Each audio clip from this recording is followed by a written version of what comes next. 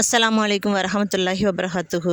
ஒரு முறை நபிகள் நாயகம் ஸல்லல்லாஹு அலைஹி வஸல்லம் அவர்களிடம் ஒரு மனிதர் வந்து, இறந்துவிட்ட பெற்றோருக்காக நாம் செய்ய வேண்டிய கடமைகள் இருக்கிறதா அப்படி என்று கேள்வி கேட்கிறார்கள். உடனே அதற்கு நபிகள் நாயகம் ஸல்லல்லாஹு அலைஹி வஸல்லம் அவர்கள் ஆம் இருக்கிறது அப்படின்னு சொல்லிட்டு, முதலாவதாக அவர்களுக்காக துவா செய்வது, இரண்டாவதாக அவர்களுக்காக தௌபா செய்வது, அதாவது அவர்களுக்காக அவர்கள் செய்த குற்றங்களுக்காக அல்லாஹ்வின் இடத்தில் அதிகம் பாவ மன்னிப்பு தேடுதல். இது ஒவ்வொரு குழந்தையினுடைய பிள்ளைகளினுடைய கடமை. மூன்றாவதாக அவர்கள் யாருக்கேனும் வாக்குறுதிகள் தந்திருந்தால் அந்த வாக்குறுதிகள் என்னவென்று நாம் தெரிந்து கொண்டு அதை நிறைவேற்ற முயற்சி செய்வது. நான்காவதாக அவர்களுக்கு நண்பர்கள் இருப்பின் அவர்களை நாம் பார்க்கும் பொழுது அவர்களிடம் கண்ணியத்தோடு நடந்து கொண்டு நம் பெற்றோருக்கு என்ன மரியாதை செய்தோமோ அதே மரியாதை அவர்களுக்கு நாம் திருப்பி தருவது.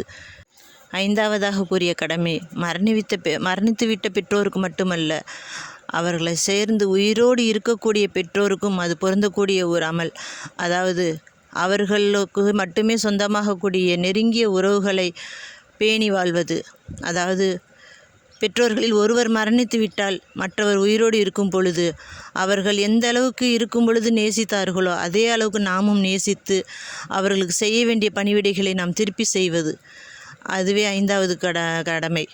அந்த கடமையில் நம்ம எத்தனை பேர் கரெக்டாக செய்கிறோன்றது தெரியலை. அதாவது ஒரு பிள்ளைகள் இருக்கிற இடத்துல வேறு, இதே 2-3 பிள்ளைங்க, அவங்க 4-5 பிள்ளைங்க அப்படின்னு இருக்கிறாங்க அப்படின்னா, நான் ஏன் செய்யணும், அவங்கள்ட்ட போய் கேளு, நான் ஏன் செய்யணும், அவங்கள்ட்ட போய் கேளுன்னு அந்த பெற்றோரை வந்து நம்ம பந்தாடிடுறோம் ஈஸியாக. ஆனால் அதில் அவங்க மனசு எந்த அளவுக்கு உடையுங்கிறத நம்ம யோசித்து பார்க்குறதே கிடையாது.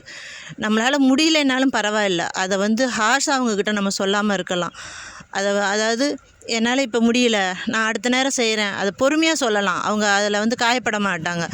நம்ம எடுத்துகிட்டு என்னால் முடியாது, நான் ஏன் உனக்கு செய்யணும் அப்படின்னு கேட்கும்போது அவங்களுடைய மனசு உடஞ்சி போயிடுது. இந்த பிள்ளைக்கு நம்ம இவ்வளோ தூரம் பார்த்து நம்ம ஒன்றொன்றையும் செஞ்சுருப்போமே, இந்த பிள்ளை நம்மளை இப்படி உதாசீனப்படுத்துதே அப்படின்னு அவங்க மனம் நொந்து போயிடுவாங்க. அந்த நேரத்தில் அவங்க மனம் நொந்து போயிட்டாங்கன்னா அது அல்லாஹ்வின் இடத்துல நேரடியாக போய் சேர்ந்துருச்சுன்னா அது மிகப்பெரிய குற்றவாளியாக நாளைக்கு அல்லாஹ் இடத்துல நம்ம நிற்கணும். அதனால் நம்ம இந்த 5ஆவதாக வர இந்த அமலை எல்லோரும் முழுமையான முறையில் பேணி அல்லாஹ்வின் பொருத்தத்தை பெறுவோமாக. இன்ஷா அல்லாஹ். ஆமீன் ஆமீன் யா ரப்பல் ஆலமீன்.